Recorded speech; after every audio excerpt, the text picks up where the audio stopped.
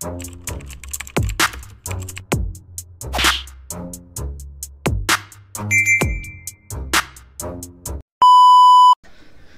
what's up mga kumagayin, back ang inyong online judge. Walang iba kundi Judge Jinan. Okay guys, Ahon 12 pa din at request videos pa rin.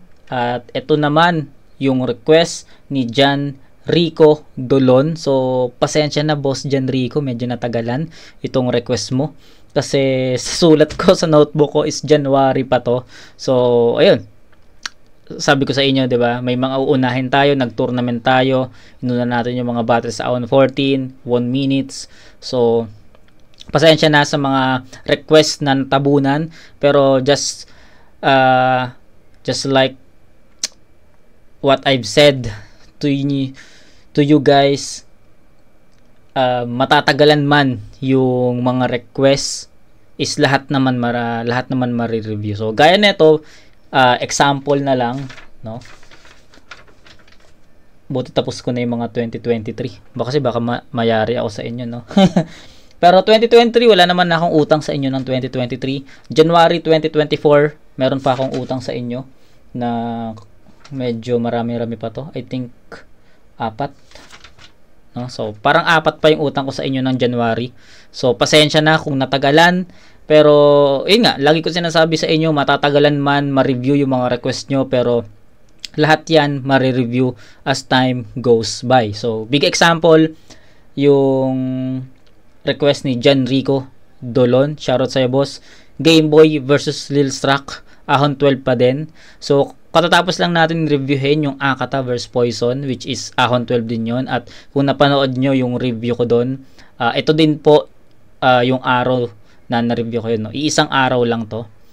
Pero ayan, kung napanood nyo yun, may sinabi ako doon na pasensya na kasi may ginagawa dito sa bahay. So may mga maririnig kayong mga gawa dito. So mga barena, martilyo, so may maririnig kayong ganon. So bago tayo mag-umpisa, humihingi na ako sa inyo ng pasensya kasi baka marinig nyo yun as time we watch the battle or habang nagre-review tayo. So ngayon pa lang, humingi na ako ng pasensya sa inyo na maririnig nyo yung mga ganong klaseng tunog, 'di ba? So pasensya na, pero meron tayong plano. Sana suportahan nyo ako sa mga susunod pang taon, susunod pang buwan, susunod pang mga taon. Sana suportahan nyo ako kasi ang plano ko is gumawa ng sariling studio, kahit maliit na studio lang, para tawag dito, pag-review tayo ng mga battles ng mas maayos. Hindi lang naman studio yung papagawa natin, syempre yung mga gamit pa, yung maayos na setup, maayos na mga kagamitan. Marami pa akong plano sa buhay, pero tignan natin kung ma-achieve natin yon, diba? Sa ngayon, focus muna tayo sa mga grind, no? Focus muna tayo sa pag-grind. Ginagawa nating pundasyon to para sa mga susunod na taon, diba? Okay na yung maging future, diba? So, marami pa naman. Di naman natin nirarush yung mga bagay-bagay. Sabi ko nga sa inyo, I'm doing this not for you, 'di ba? Ginagawa ko to as passion. So, given or sabihin nating bonus na lang kapag may mga ganitong views, pero walang problema sa akin, maliit man yung views or maliit man or malaki, walang problema sa akin 'yon. Hindi ko naman habol 'yon. Kaya nga nagre-review tayo ng mga undergrounds battle, 'di ba? Ito share ko lang bago tayo mag-start dahil napunta na tayo sa mga views. Actually may nag-comment, no? May nag-comment way back 2023 ata 'yon, na bakit pa daw ako nagre-review ng mga underground battles. So, ang sagot ko lang doon,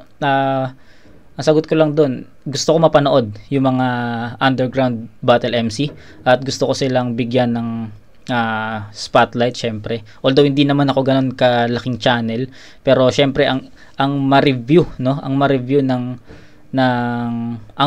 yung battle nyo, no? Ang battle mo is sobrang ang tawag dito, malaking boost yun para sa battle MC na kung sino man yung bumabattle doon. Kaya ako, I'm not for the views, guys. I'm not for the views. Flip top, Motus, Pulo, FRBL. Kita nyo naman yung FRBL ko, di ba? Nire-review natin yung buong tournament. Motus, buong tournament din. Sa Flip Top, yung buong tournament din. Yung mga non-tournaments din sa mga underground leagues, nire-review natin, no? So, yun. we'll keep on reviewing lang kahit hindi naman sa flip top, sa sunugan, kahit saan, no? Yun. Ginagawa ko to as passion kasi na sobrang nahilig na talaga ako sa battle rap. So gusto ko lang i-share sa inyo yung magiging opinion ko sa mga battle na yun. Yun lang naman, wala namang problema.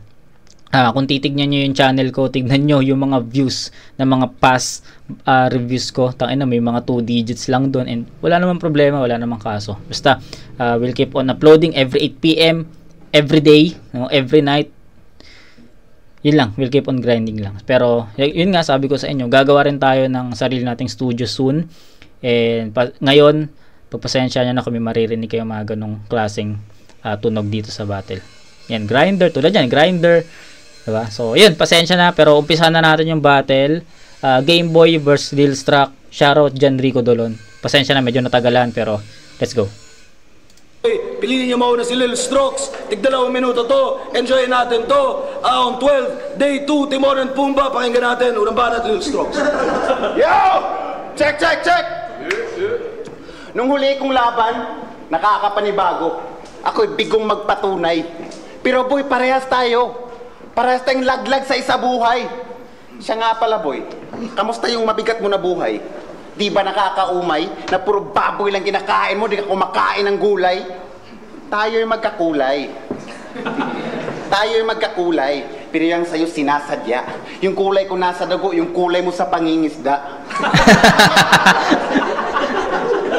Tas ikukumpara mo sarili mo kay Zion, ha? Merong kakayanon, inong sinibak mo si Only Son, yung sabi niya, fuck, asa na kaya yun?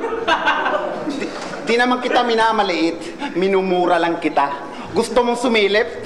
Oops, tinotrauma lang kita. Alam ko naman expected nyo na may titi ba kung bibitawan, pero wala mo ng titi ngayon. Pinahinga ko muna, medyo pagod kaya pinahiga ko muna. Ito'y Visayas sa Mindanao. Ito ay patapangan at hamon sa larangan kung puro kayo NPA sa amin. Itak ang siyang hapunan. Mga matatapang daw to Ang aangas nyo pala.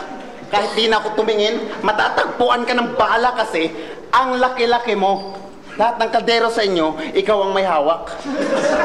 At pwede ka na maging 3GS bayaw kasi mukha kang bayawak. Ito'y kamao ng Nazareno. Kamao ng Nazareno, kag. Ito'y kamao ng Nazareno. Tanggapin mo na walang bayad. Nasa noon na kasentro, malilipat tong buta sa aking palad. Di naman ako sanay sa heavy bars. Ginawan ko lang ng konting adjustment. Pinigitan ko lang konti sa kalaban kong heavy equipment.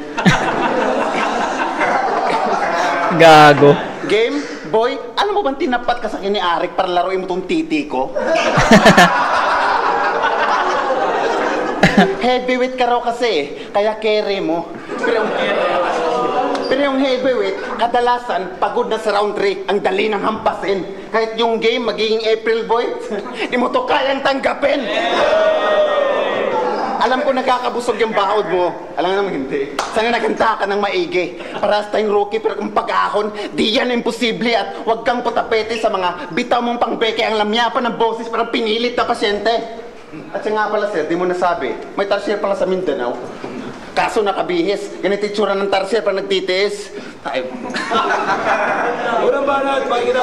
Okay, yung banat ni Lil Strux, more on jokes, no? Kita nyo naman siguro, hindi naman siguro tago yung naging round 1 ni Lil Strux, no? More on jokes, pero naging effective yung mga angulo na ginamit niya. Pero yun, more on jokes talaga. O hindi more on. Jokes talaga yung naging banat ni Lil Strux dito. So, ano pa masasabi ko? I think wala na akong masasabi doon kasi more on talaga. Base talaga yung round 1 niya. Yung sulat niya, may talaga, naka-base talaga sa jokes at patama yun kay Game Boy. May mga name flips.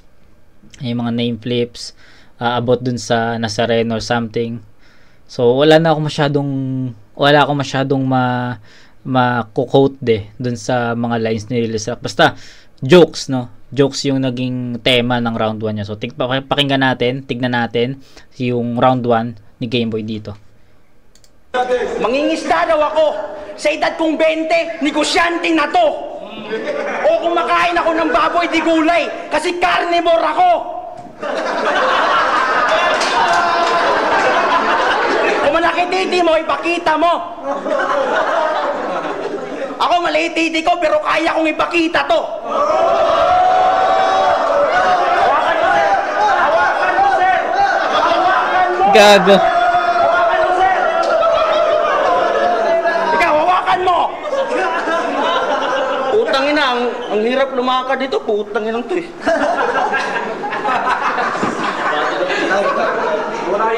Oh, putang ina, sa'yo na yan. Gago.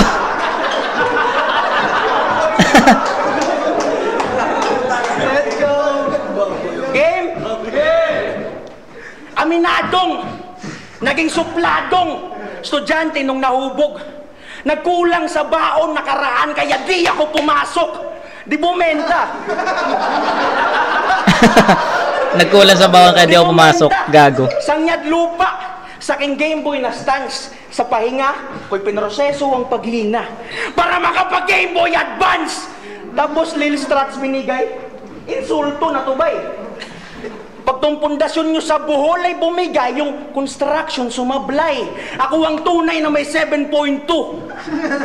Na magnitude kapag tumama. 7.2 sa mga di pa nakakaalam dun sa linya na yon. May linya si Lilistrack na hindi ko alam kung sino yung kalaban niya noon, basta sa quarantine din yun, sa barracks din yun.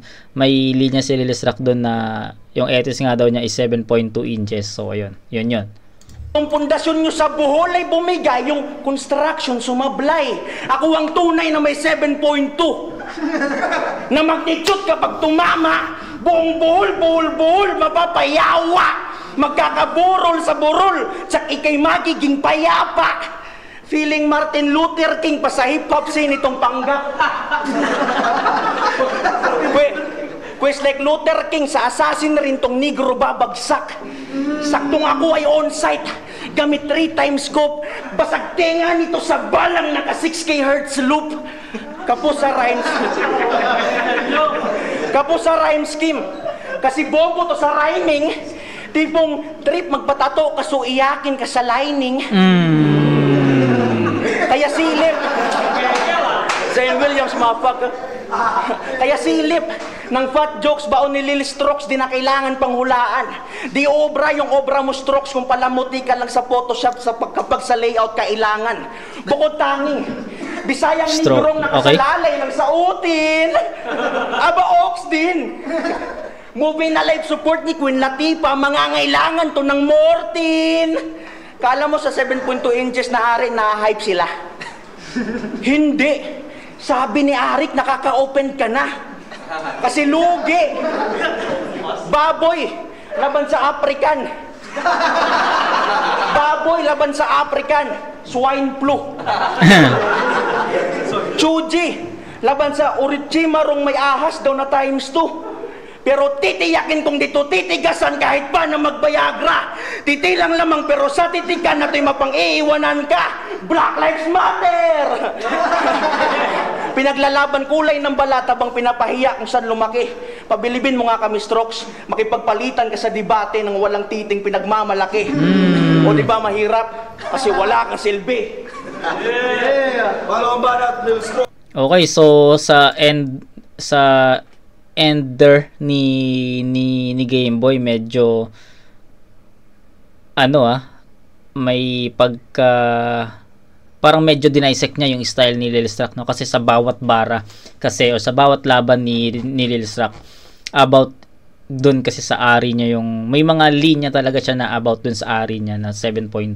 So ang ginawa ni Game Boy dito, parang challenge niya si Lil Struck, no, na talunin mo ako sa debate ng hindi ginagamit yung edits na linya, kasi parang doon kasi nakilala si no? Doon kasi nakilala si Lil Struck. Sumikat si Lil Struck about doon sa angulo na yon or sa linya na yon na 7.2 inches. So sa kada battles niya meron siya mga binabanggit about doon. So ayun, parang may pagka dissect, no, May para sa akin may pagka-dissect yung style ni Game Boy sa part na yon, na dinisect niya in terms of wag kang gumamit ng TT bars, talunin mo ako, no? Pero ayun, tignan natin. Pero sa round 1 pa lang gumamit na si Lil Strax doon eh. Pero tsaka round 1, kitang-kita mo yung lamang ni Game Boy sa pagiging battle mode, no? Si Lil Strax kasi, sabi ko nga sa inyo, naka-focus sa jokes eh. From start to finish, naka-jokes lang si Lil Strax. Pero syempre hindi natin pwedeng i-disregard yun, sobrang effective nun. Pero syempre battle rap, kulang yon sa yung ganong elements lang na puro jokes lang sa buong round, medyo kulang yon. Kay Game Boy naman, pinaghalo niya, may mga bara, may mga punchline, tapos may mga jokes. So sa elements ng battle rap lamang si Game Boy doon, sa punto rin maganda yon. Ang lalo na ender ni Game Boy, sabi ko nga sa inyo, may pagka dissect eh, no? Parang may konting hinimay niya ng konti yung style ni Lil Strax about dun sa mga bara na baon lagi ni Lil Strax sa mga past battles niya. So para sa akin, bibigay ko yun kay Game Boy sa score na 9-8. Malakas yung round 1 ni Lil Strax pero more on entertainment eh, jokes, 'di ba? Kay Game Boy, maraming elemento yung nakita natin sa part ng round 1 niya. Kaya I'll go for Game Boy sa score na 9-8. Game Boy yung round 1. Yo! Naghanap ka daw ng balon. Sabi ni Arik nung pumunta ka dito. Kaso wala kang nahanap, kaya uminom ka sa gripo. Sa real talk yan, tangina. Real talk. Sa halip na Cerelac, yung kinakain mo, Uno, Bimig at Pigrolac. Labong ka sa halip na Cerelac, Uno, Bimig.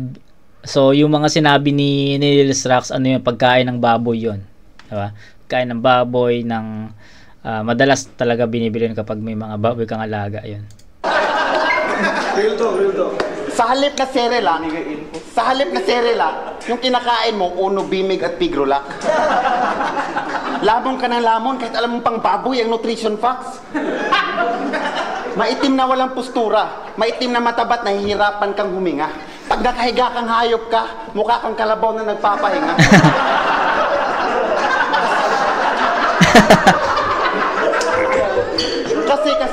kasi napakataba mo. Lahat ng buffet, budol fight, araw-araw mong minamay day at isang araw-araw mong binamay day at 1,000 yung gastos mo sa gas araw-araw kasi naka first gear ka sa highway.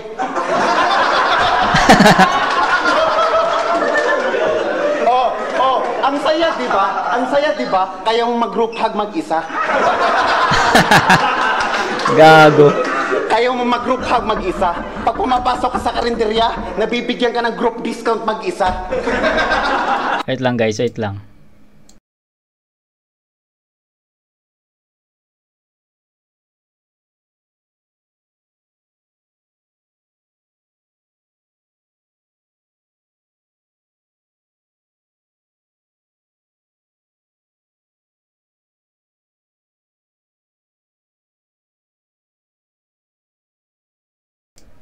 Let's go! Sabi ko sa inyo guys, pag wala pa tayong studio, may mga ganito talagang instances. May kakatok sa kwarto ko para may magtanong something. So, pasensya na. Ngayon lang to, soonest, di ko alam kung kailan, pero makapagpagawa rin tayo ng sarili nating studio.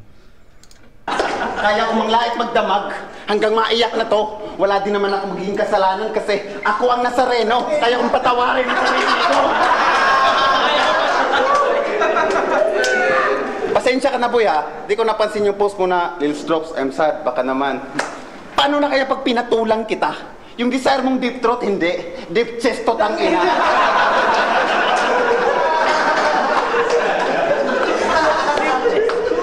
Siguro ang astig mo tingnan, pag nagsuot ka ng, yan, jersey, basketball shoes, headband, putsa bagay na bagay. Pag nagpakalbo ka, tapos headband na pula, magmumukha kang jumbo kalamay. Taga kinapawa. Jumbo kalamay, yung ano, yung yung yung ano, yung kalamay na nakataklob yun eh, di ba? Parang ganon. Tapos may red tape sa gitna para magdikit sila. Yun eh. Marami nang naganap na bakbakan. Pero ba't di pa to bihasa? Sa Bohol pag may bakbakan, wala kayong makikita kasi lahat nagwawala. O ano, pikon ka na? Tara, suntukan sa labas. Pag nasugatan kita walang dugo, gravy yung lumalabas.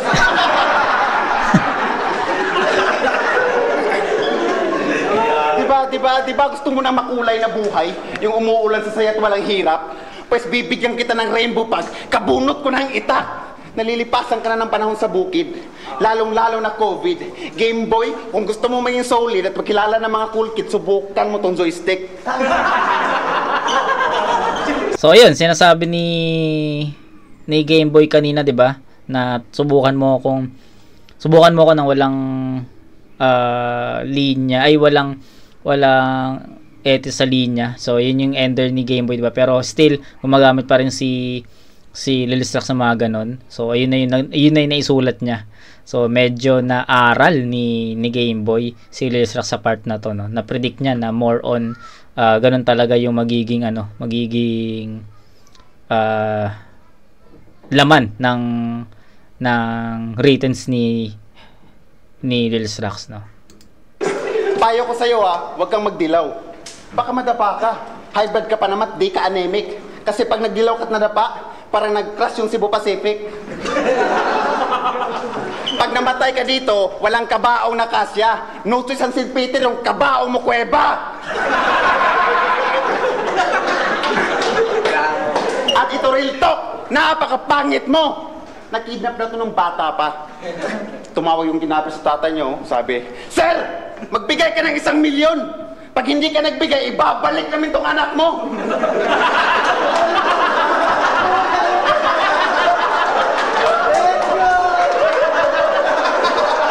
Uulitin ko, sir!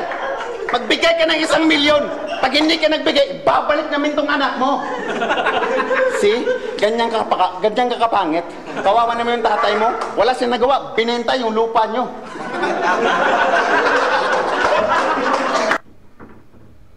Ano daw?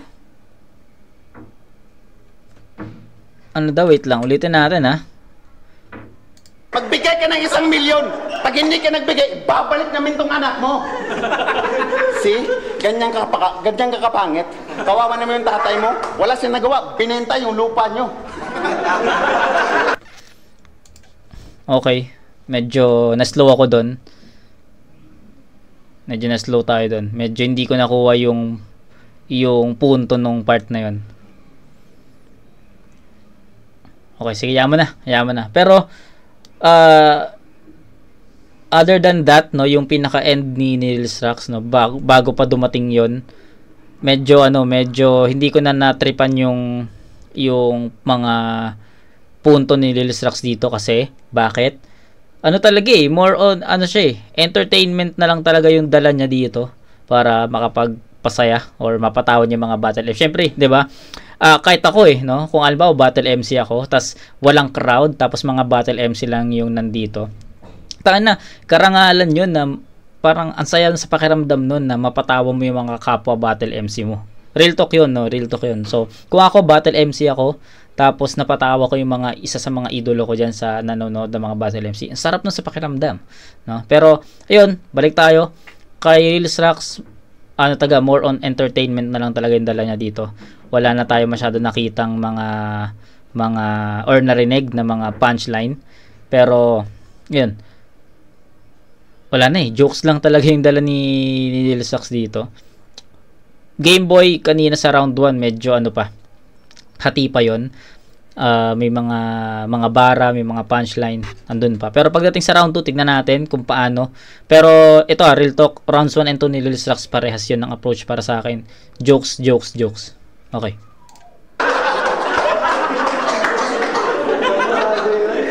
Kung gusto ko daw na makakita ng rainbow, bubunot siya ng itak.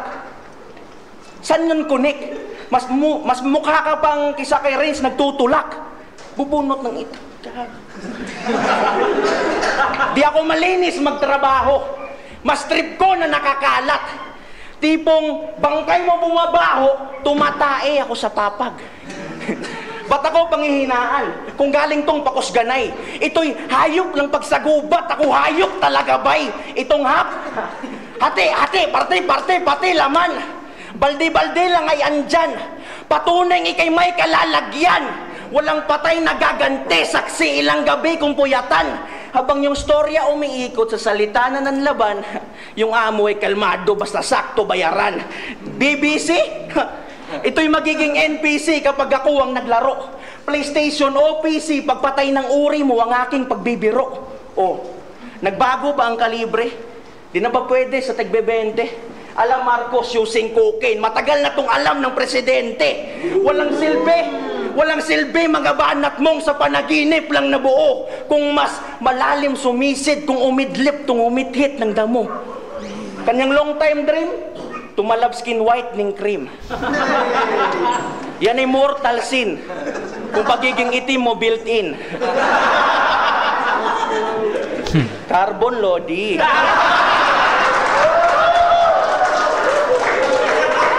Galit sa racist. Pero okay lang daw tawagin na pagbisaya ay katulong. Mag-aral ka putang ina mo para magkaroon ka ng sapat na dunong. Di ka fluent sa Tagalog tsaka sa English di ka marunong. Nung in-interview ka daw sa RTCP artist, nagmukha ka daw naliligaw dudong. Ako'y higanteng nakaupo. Wala sanang balak na tumayo.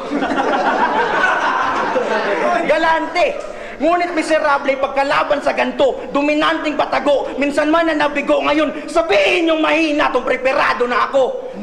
At di sila natatawa sa fat jokes mo, mas natatawa sila sa'yo. So yun, lamang na lamang talaga si Gameboy sa content, no. Kitang-kita mo dito yung ano yung pinagkaayo, yung pen game rather, yun, pinaka exact term. Yung pen game, kitang-kita na lamang si Gameboy doon. Magkaiba sila ng style, entertainment yung dala ni Nils Rax. Kay Gameboy naman more on punches.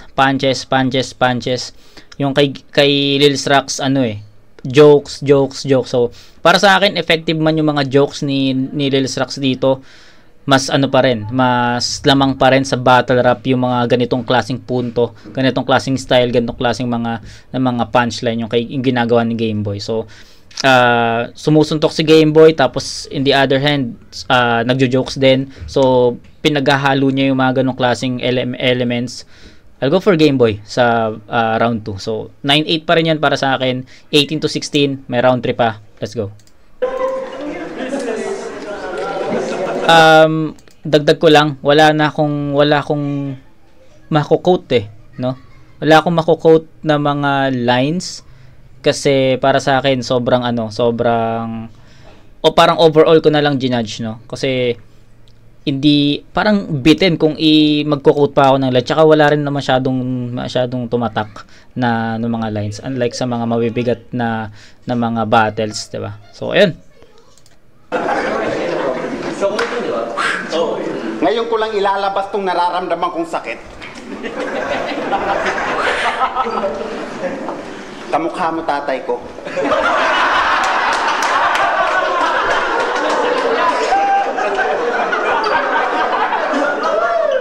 Kamukha mo tatay ko. Tay, ba't mo ko iniwan? Mag-isa kong hinarap ang mga pagsubok. Ano mo bang isang beses na kumakain sa isang araw? Malayo ang tindahan sa bundok.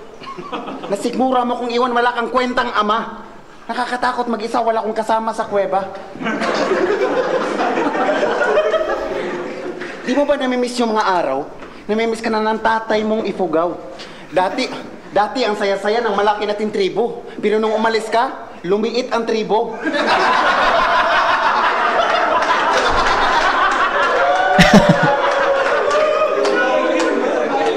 Ang dami ng pinagbago tayo simula nang umalis ka. Yung higaan mo sa labas ng kuweba, ngayon ilog na.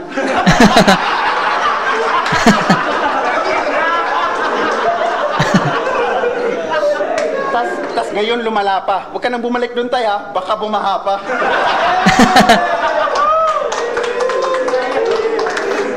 tama na nga sa drama, tanggap ko na lahat. Sa mga responsableng ama dyan, mamatay sana kayong lahat. At balik tayo sa'yo, ipugaw na praning.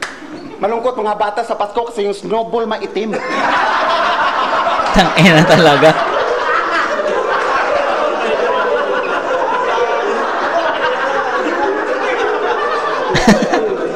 Napakahit pa puting na, pwede ka tawaging Biggie. Pero yung ipin parang mouse, pwede ka tawaging Mickey. Yung pangalan niya sa Facebook, Kim Brian Consumable. Kim Brian Consumable. Tama din naman, tol, kasi ikaw ang pinakamalaking consumer.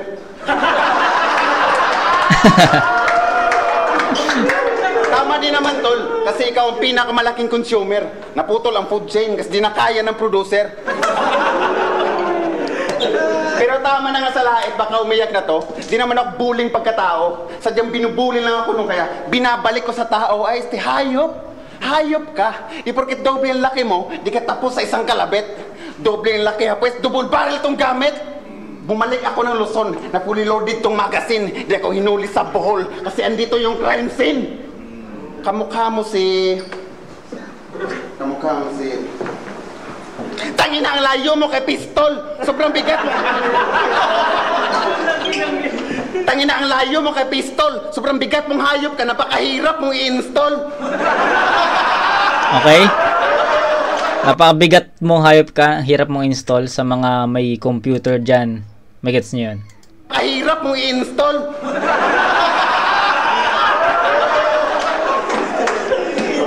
Sir, sa susunod, bigyan mo ka ng kalaban na solid. Hindi itong forklift. Yung kalaban na... Hindi itong forklift. Yung kalaban na whole meat. Hindi ito corned beef. At ito, panghuli. Payo ko sa'yo, ha. Ito, panghuli. Payo ko sa'yo, ha. Huwag kang mag-diet. Kumain ka ng marami. Matulog ka lagi ng madali kang matodas. Dito payong kaibigan tanga, payo to ni Judas! At panghuli, ang labang to, di ko na ginamitan pa ng pen game dahil mamamatay din tong Game Boy. Ito ay Squid Game, boy. So, yung ender ni Lil Strax, nasabi niya, di na niya ginamitan ng pen game. Siguro, mag-agree ako sa part na yon kasi yun nga, 'di ba? Sabi ko nga sa inyo kanina sa rounds 1 and 2, lamang na lamang si Game Boy sa in terms of pen game, 'di ba? Kitang-kita niyo yung content, yung effectivity ng mga bara ni Game Boy tsaka ng mga jokes na nakaya niyang pagsabayin at sobrang balanse nun para sa akin. Unlike kay Lil Strax na Unlike kay Lil Strax na na more on entertainment talaga siya. Jokes yung pinakahanda niya. All 3 rounds ganoon yung nagtimpla niya. So punchline count Lil Strax. Punchline count Game Boy 'yon. Medyo nagkulang lang sa punchline count si Lil Strax kasi naka-focus siya sa jokes, sa pagpapatawa, sa entertainment. So ayun, yung ender niya, I agree na medyo hindi nga tayo nakarinig ng mga mabibigat na linya doon. Napanood ko yung Lil Strax kay Tweng at malakas si Lil Strax doon. Tama ba? Lil Strax Tweng ba yun? Check natin, ha. Baka mabash ako mamali ako Baka sabihin nyo di pa naman naglaban si Lil Strax at si Tweng So i-check lang natin, pero sa pagkakaalam ko may battery si Lil Strax na tangin na sobrang lakas. Yun nga, tama. Sa Gubat 11. Ang lakas ni Lil Strax doon. Kaya niya talaga, alam ko kaya niya na bumara ng mabibigat. Pero dito sa laban na to, medyo nabitin lang. So ayun, round 3, pakinggan natin. All 3 rounds ni Lil Strax, more entertainment talaga. Ang baon niya talaga dito is pambubuli lang, jokes lang. Tapos yun.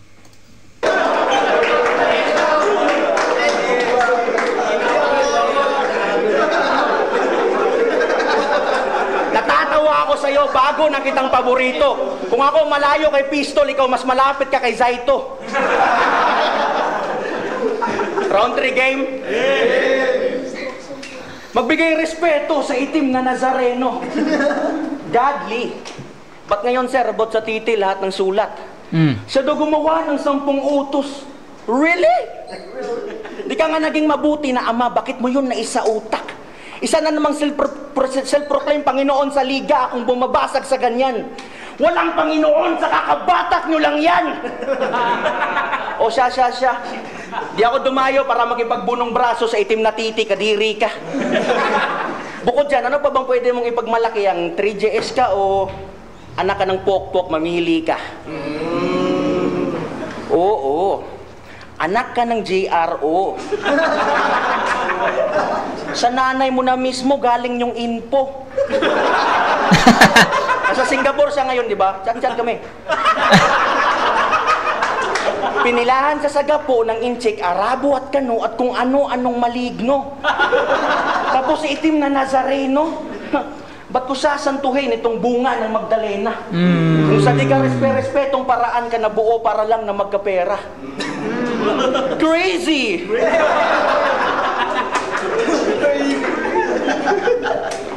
3GS din to. Pero sabi huling battle, ako ang reinkarnasyon na mas pinalakas na Lil Jan. Wala kang respeto kahit sa kagrupo mong namahinga. Pinakita mo lang na weak yan. Ba't mo nagawa yun, tol? Para kunwari, aggressive ka? Gago, magbigay galang ka sa namayapa. Ipakita mo na creative ka.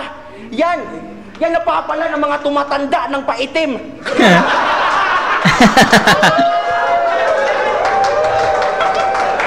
Yan napapala ng mga tumatanda ng paitim. Nakikitikim ka na lang ng bunga sa grupo nyo, gusto mo pa buong kahoy ang kinin. Sakim! Kasi gustong maghari-harian. Itong nakikitira lang. Kaya gumawa ng ari-arian para may maitira lang.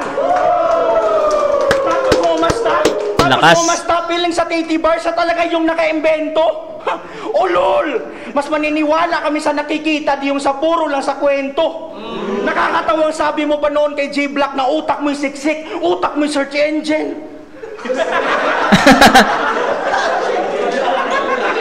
Ba't di mo paganahin? Kaya pala siguro search engine kasi kailangan mo na internet bago mo na gamitin. Yan sinasabi ko, putang ina mo. Enigma sa 3GS, nire-recruit nyo to?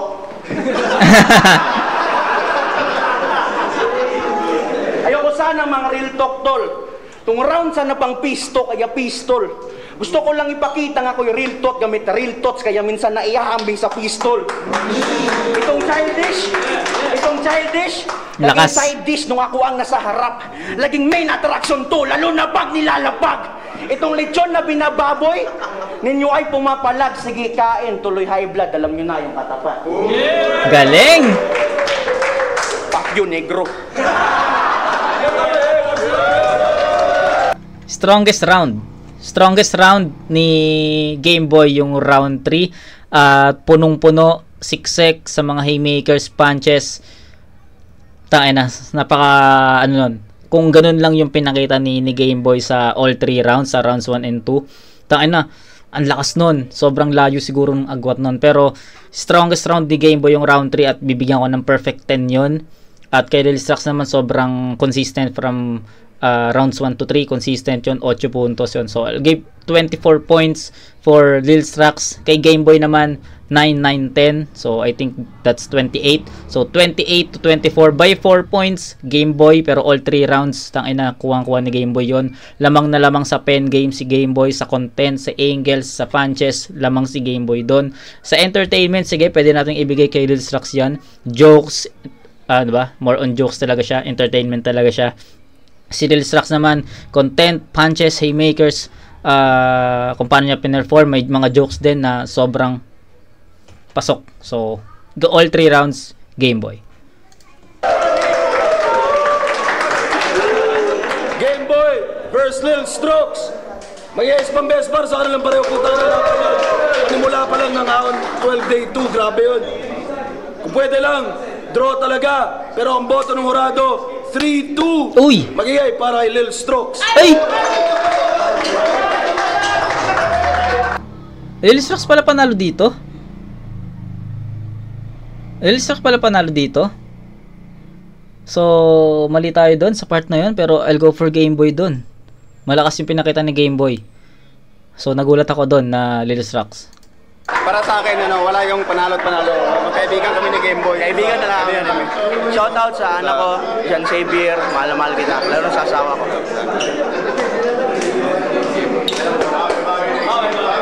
Yun yung mga pala, binoto ko si Lil Strokes.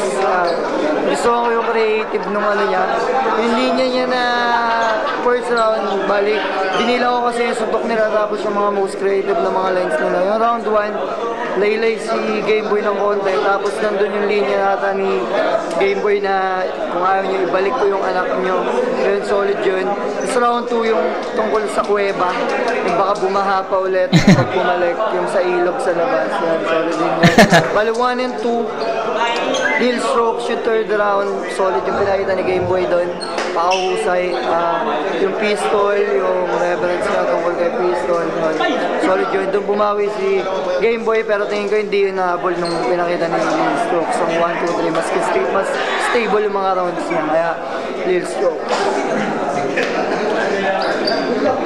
Binoto ko si Game Boy pero actually higit yun. Round 1, Lil Strokes, round 2, Game Boy, round 3, tabla. So tinignan ko ibang aspeto. So Game Boy mas kompleto Ricardo's schemes and all of that. Pero props pa rin kay Lil Strokes. Ang dami niyang 1-2, 1-2. Pero mas maraming elemento, maraming schemes nga, yung punchlines, jokes. Yun, Game Boy. Sobrang entertaining na battle pero personally si Game Boy mas well constructed. Yes. Hindi lang totoo yung yun. pati yung angles niya. So para sa akin, Game Boy. Tama. Agree ako doon sa sinabi ni Plasma na well-rounded talaga. No, hindi sa physical appearance, sa content, no. Laban na yun, may hangover pa ako sa lap trip. Pero binoto ko sa laban si Lil Strokes. Parang para sa akin, binuhay niya yung mga classic jokes dati. So, very nostalgic yung ginawa niya. Kaya malalakas din yung mga banat ni Game Boy. May mga aggressive sa mga palo. Kaya lang minsan parang kinukulang. Although yung round 3 niya. Ito, may pustahan sa likod, oh. Gagawin yung pustahan sa likod. Ano yung enter niya sa round 3, sobrang lakas nun. Pero overall performance para sa akin, mas natikuan ko yung ginawa talaga ni Lil Strokes. Binoto ko si Lil Strokes, round 2, tapos round 3 kay Game Boy. Siguro doon na lang ako bumasi sa yung one-liner na punchline na nabihira yun.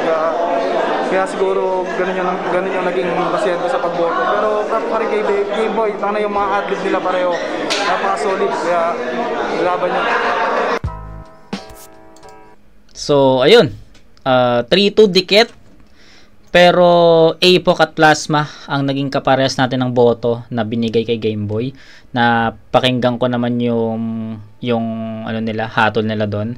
Respect, syempre respect to sa mga bumoto kay Lil Strokes. Maganda yon, sabi ko nga sa inyo, more on jokes at entertainment talaga si Lil Strokes. Pero Game Boy para sa akin mas naging battle mode eh. Punchline, haymakers, 'di ba, yung mga punto andun eh. Mas siguro para sa akin mas nakita ko lang, mas nagustuhan ko lang yung ganong angulo para ibigay kay Game Boy yung battle na yun. So, ayun. Kay Game Boy ako dito sa battle na to. So, shoutout kay Jan Rico Dolon. Sana naintindihan mo. At sana nagustuhan mo yung review ko. Medyo natagalan. Pasensya na. At pasensya na din sa mga poses natin. Sa mga naririnig yung paggawa dito sa bahay. Sabi ko nga sa inyo, pag meron na tayong budget, paggawa tayo ng sarili nating studio para doon tayo maggagawa ng content ng tahimik. Okay? Pero sa ngayon, gawin lang natin ito munang pundasyon para makapag-start lang. And yun, sabi ko nga sa inyo, I'm not into views naman. So, sana supportahan nyo ako sa mga ganitong klaseng content.